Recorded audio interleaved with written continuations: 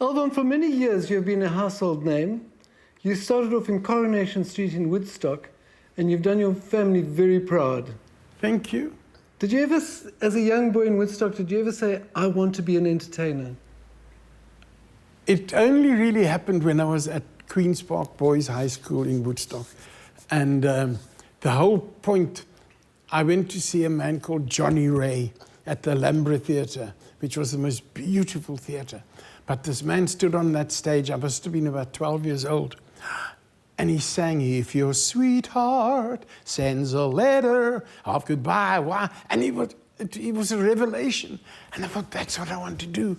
And I thought one day I will be on that stage. But I was 12 and we weren't really given opportunities in show business. There was no theatre school or anything where you could grow as a performer or as a child. Anyway, then out came Elvis. And I fell in love. Well, since my baby left me, I found a new place to dwell. Chung chung. Anyway, that was the magic man. And I thought, no, God. School concert, Woodstock Boys School. Mr. Berman, Bossie Berman, who happened to be eventually principal of Camps Bay Boys, but now he was the history and English teacher. He was the best. That one man I owe a lot to from my life. And he heard that I was singing in lunchtime in the school. Come and sing, let's hear you sing. Well, I went down to the school hall and I did, since my baby left me, pling, pling, I found a new place to dwell, pling, pling. And he said, what's pling, pling? And I said, that's the guitar. You know, I mean, nobody had heard of Elvis, let alone a guitar. Thank God to a guy called Desmond Drummer, because they turned me down. They said, no, we don't want you. Then they helped us to that afternoon. They needed to extend the show, make the show longer. Collison come back. Collison goes downstairs again. But my friend Desmond Drummer jumped over the balcony outside the school, went to his mother's house and got the sheet music. Johnny Ray, he had the sheet music of Cry. If your sweetheart sends a letter. Well, that man changed the whole life, my path, because as a result of that, the next day my mother bought me a new suit just to be in my concert. And after that, I was like a performer in my school. I was allowed to be the singing man. And my granny was the wonderful lady, Christine Revel. My granny founded the Christine Revel Home for Children. And she brought thousands of kids, homeless children, and she gave them a chance in their life. Unmarried young ladies who had nowhere to go. This home cared for them. And my granny used to take me to concerts at the Cape Town City Hall. And it was lovely, Peter, just to dream and see symphony concerts. I knew nothing about symphony music, but this was all planting the seed. And this is what I feel so sad about today's music. Even I look occasionally on the television and I think, oh, this is awful. Where's the joy? Where's the music? Where's the spirit? It's not there. Your mother never told me that. I don't want to hear that, but not necessarily. But is that where we're going? Is that where South Africa, you know, I'm talking now about the 60s. Anyway, I finished matric. Not matriculi, I went to standard 8. I wasn't very bright. I was allowed to be who I was, and I went to work for Holmes Motors in Salt River, selling motor car spares. What was I doing with motor car spares? I don't know what, I never knew what a radiator hose was. Do they still make radiator hoses? I think they do. I've never seen a car with, anyway, to cut a long story short, oh, Alvon, boring. And radiator hoses, eventually my mother said, no, this is not going to happen for us here in Cape Town, in Woodstock. I think you must go, we're going to Salisbury, Rhodesia. And my sister went up by train, took 4 days in those times, and she got a job at the bank up there in Salisbury. And I followed a year later, and somehow or other, I seemed to fit in. I was working, selling tractor spares at the Ford Motor Company, Julie's. And the this was like really, I applied for another job while I was there. It happened to be the head office of the company that I was working for. As you can see, I wasn't very bright, but I got the job there, and I ended up being the paymaster for about 200 mechanics, and then eventually credit controller. And I did this from nothing, Peter, because I wasn't I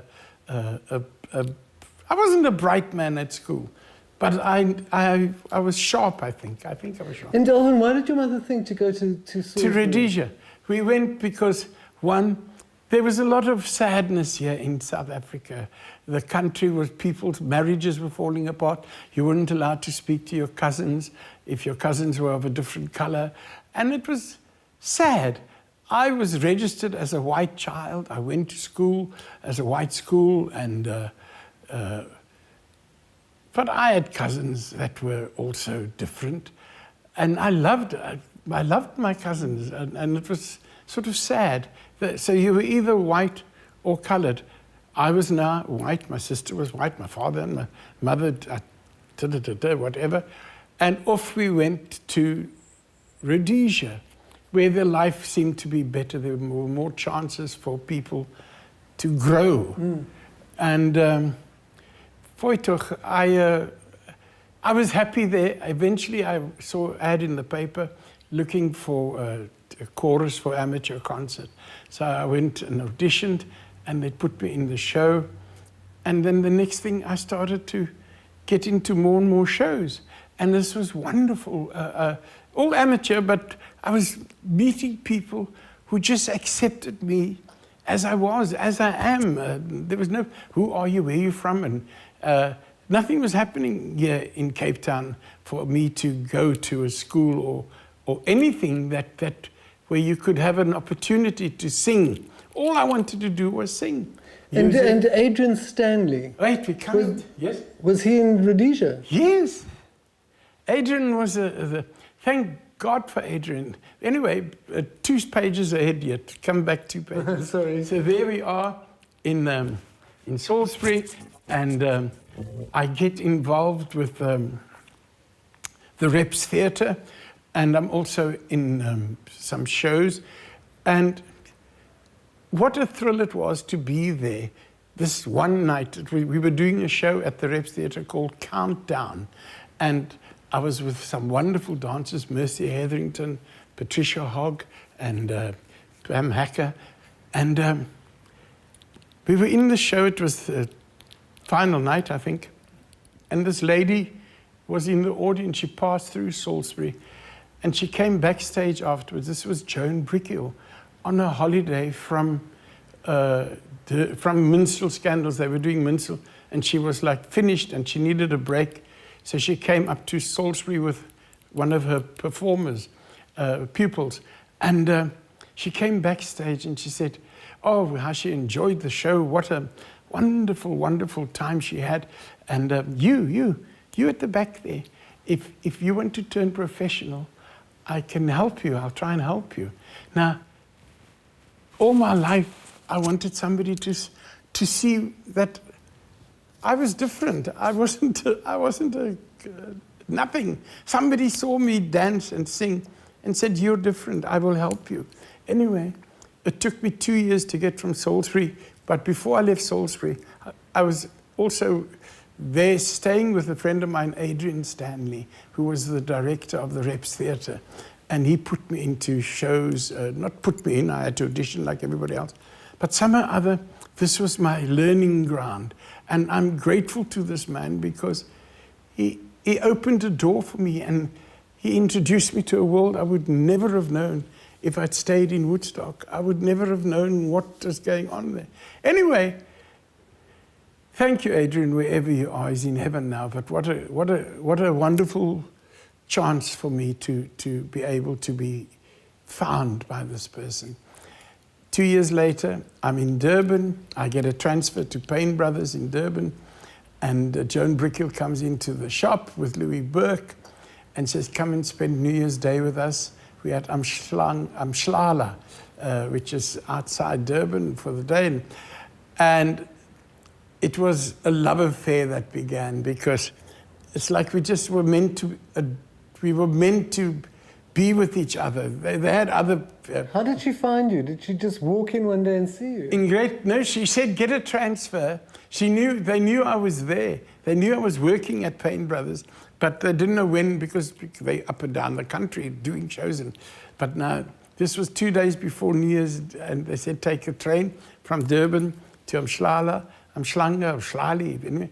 And she was like just the most heavenly person in my life.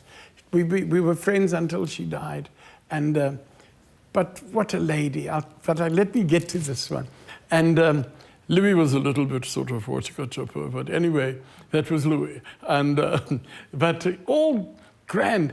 And they're auditioning now for their shows and I must come to the Alhambra in Durban. Do you remember the Alhambra Theatre? I do, yeah. It was a lovely theatre. Mm. And the Playhouse. The Playhouse was in the embassy was around the corner. Anyway, there was this theatre. I auditioned for them, and I'm in a show called Robert and Elizabeth. And it's opening in Cape Town, and the lead lady is June Broniel from the London West End. Now, I've got the LP, and I'm now going to be on the stage. We open on the Alhambra stage. Now imagine how I felt, Peter. This was the best thing that ever. I was on the stage where Johnny Ray stood and where I saw Pajama Game, the musical. And Michael McGovern was in, that was his very first show that he did, was in the Pajama Game. Anyway, to be on that stage with my friend Aubrey Ellis. Aubrey Ellis, another wonderful magnificent voiced singer. Anyway, Robert and Elizabeth, and now, Alvon's in show business. And now the next show, we get to Durban, and our tour goes to Durban, and Louis comes on stage the last night after the 4-week run. Not many people came to the show and said that we're closing tonight in Durban, but company, Johannesburg will see Robert and Elizabeth.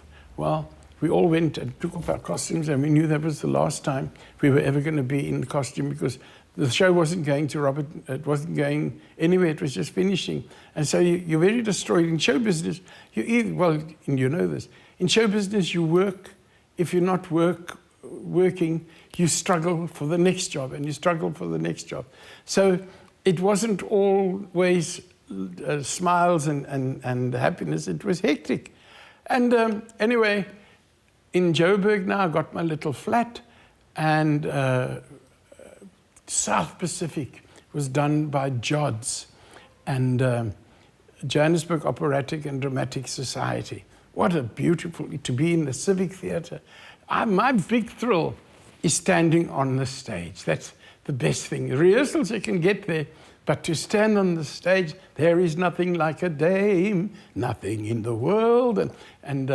But Jimmy White, do you remember Jimmy Yes. White?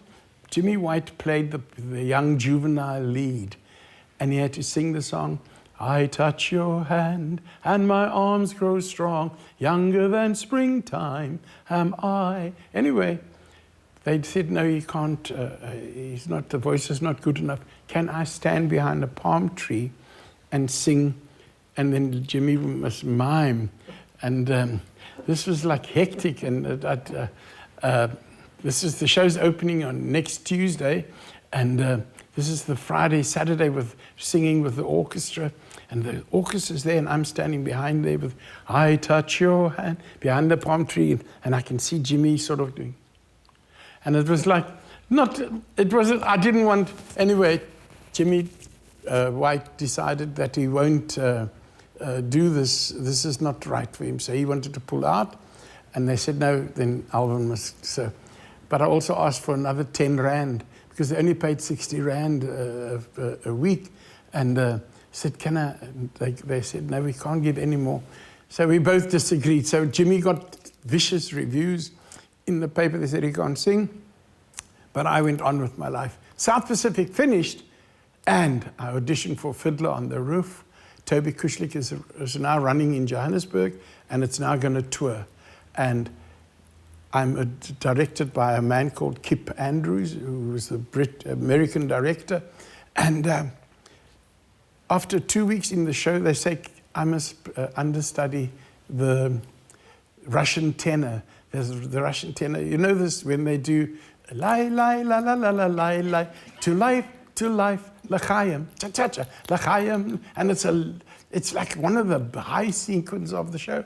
Anyway, I get into the show, and I'm now this man who's going to do the Russian tenor. And I'm on that stage Saturday afternoon in Cape Town at the Alhambra. I've got a featured part. You can see it's me now, because others was like chorus boy. But now I've got this moment when the light comes from the back of the theater.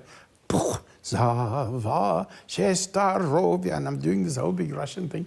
Anyway, finish and the show, applause, and it's the sequence I'm in is it's about 6-7 minutes on stage.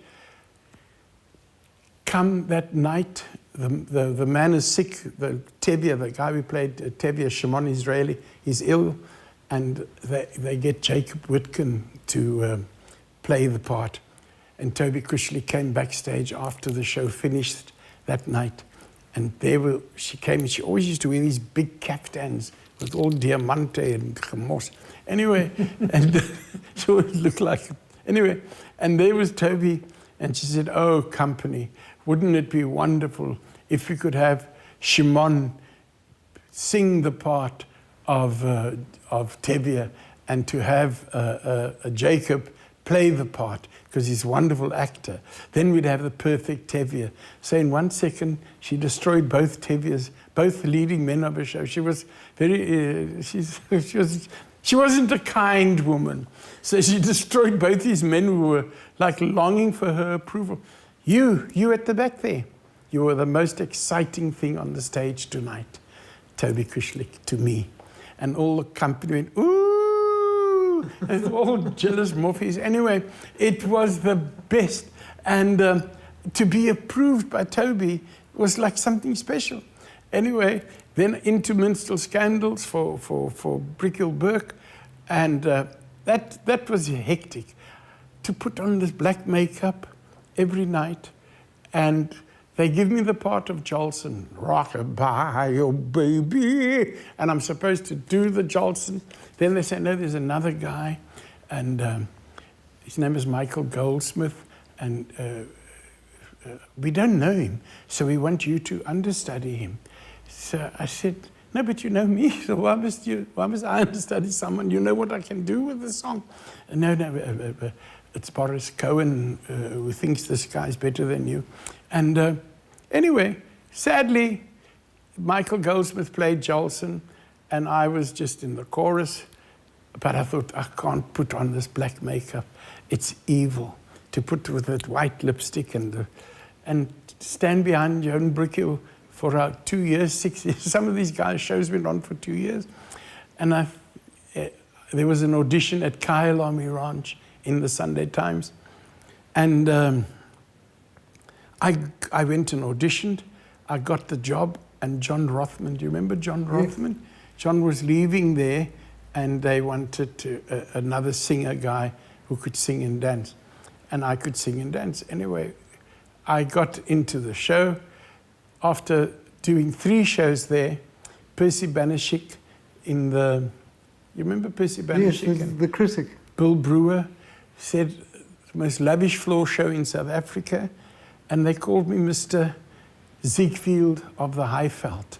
I was Ziegfeld and I was thrilled. All of a sudden, I was directing my own shows, producing the shows, designing costumes, getting dancers, and making this place go mad. Joburg went mad. I was there for 3 years. It's a long time. Was it a dinner club? Oh, at supper, you could seat about 180, 200 people, tables, and a dance floor in the middle. And it was beautiful. It was the most elegant venue in South Africa. And I was making it happen. And after 3 years, John Rothman wanted to come back. And Captain Forsman, who owned the place, said, he'd like me to stay. And I must do the songs and John must do the dancing.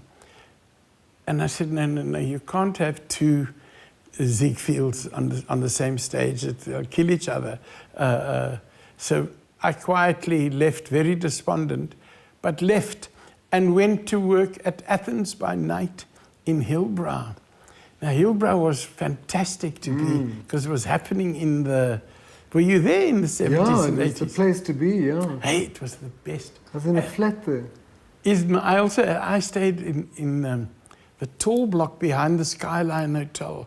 I don't know what it was called now, I can't remember. And anyway, I was at Athens by Night. Again, I had my showgirls, and I also had Ann Carstens as my dancing ladies, and Joanne Pizarro, Elaine D. Wolfe, Jessie Jaffett, who was a wonderful magician, and all these wonderful people. I was all part of their community, but I loved Elaine D. Wolfe. He was brilliant. He was a comedian plus a singer, and he was doing Jacques Brel for Toby Kushlik. And anyway, the next show comes up, Berlin to Broadway, it's going to be at the Chelsea Hotel. The Chelsea was where Jacques Brel played for 2 or 3 years. And there we go to this audition. And Mrs. Kushlik, oh, I remember you, Collison, you're getting a bit fat there, you're getting fat. Anyway, and... Darling. Darling, little bit fat. Anyway, so she says, okay, sing, and I sing September Song, and this is all the music of Bertolt Brecht. And she got right. I want you in my show. I want you and Jean Dell. But Jean Dell wanted Lindsay Hurd to be the pianist, but she didn't want to pay Lindsay, Toby. So she got another man, Howard Morgan. Howard, I forget his name, I think it's Morgan. Anyway, there we are, and we're ready to do, and now we talk contract. And Mrs. Kushlik wants to offer me 80 Rand a week. Now, 80 Rand a week is like Aina, because I've worked hard now. Must be a little bit more than 80 Rand. Also, while I was at Kyalami Ranch, the people from PACT came and saw me there, and they offered me a contract. And I wanted to do Toby's show because it had all these songs. But this contract for PACT was just to do the one song, Hey Joseph, won't you tell old Pharaoh? And I'm thinking, well, it's like, can't you make the song longer or something? There's no way I want to go on change. But they want to give me 150 Rand a week. I won't mention what Richard and Bruce were getting, because I was like the unknown. Anyway, to cut a long story short, there we have deep confusion. Do I want to do one song, or do I want to do 10 songs and get 80 Rand? Or, no, I'm going to go for the money. And I say to Mrs. Kushlik, I want to be in your concert, but that money's too low, so I'm going to do with PACT.